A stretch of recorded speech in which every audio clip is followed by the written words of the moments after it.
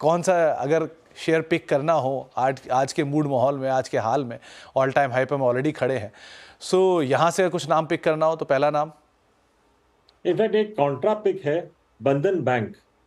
Among the fastest growing banks है इस segment में। करीब 1.8 लाख करोड़ का इनका डिपॉजिट्स है और at present 35 out of 36 states और यूनियन टेरिटरीज में प्रेजेंट है। 501 ब्रांचेस हैं इनके और 2000 प्लस बैंकिंग यूनिट्स हैं।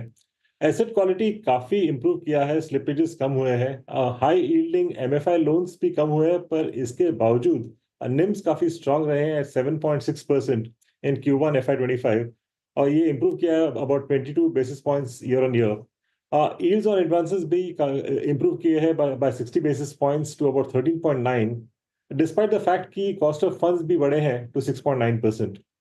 मैनेजमेंट ने गाइड किया है कि निम्स करीब 7 to 7.5% रहेंगे in the next 1.5-2 years और जो लोन बुक है इसका ग्रोथ गाइडेंस दिया है 18% to 20%, which is extremely good.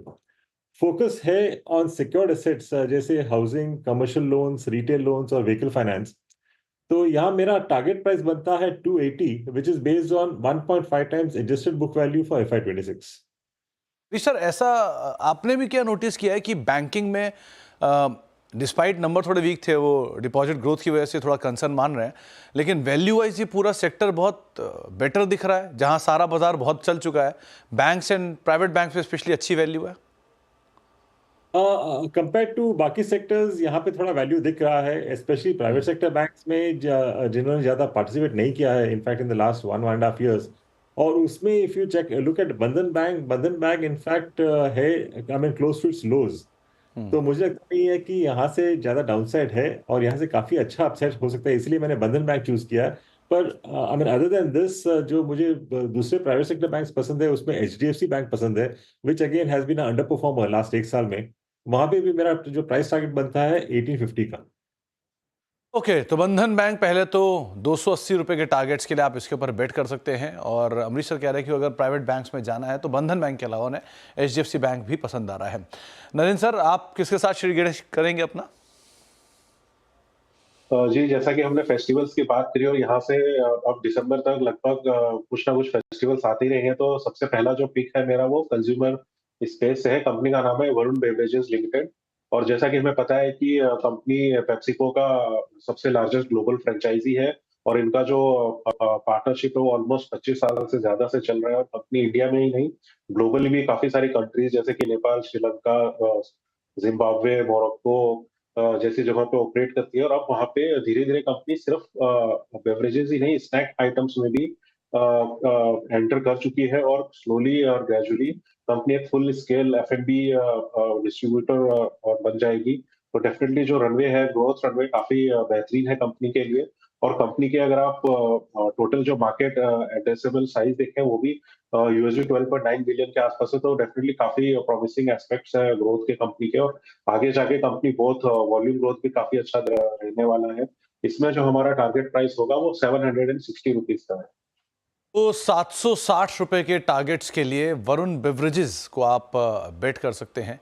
एक अच्छे एवेन्यूज़ यहाँ पे खुलते हुए दिखाई पड़ सकते हैं और ये बात सही है कि ऑनसेट है फेस्टिव सीज़न का, तो एक strong demand specially consumer discretionary space के अंदर आती है।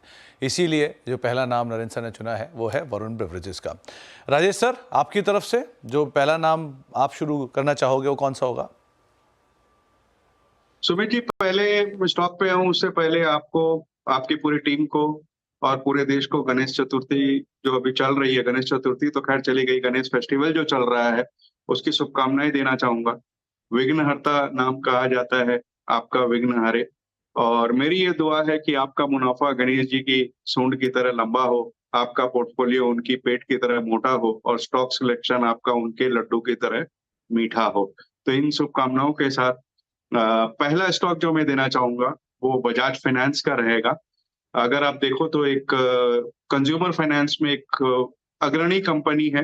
पहली तिमाही में AUM देखेंगे तो 31% के आसपास बढ़ा था, डिपॉजिट 26% बढ़ी थी।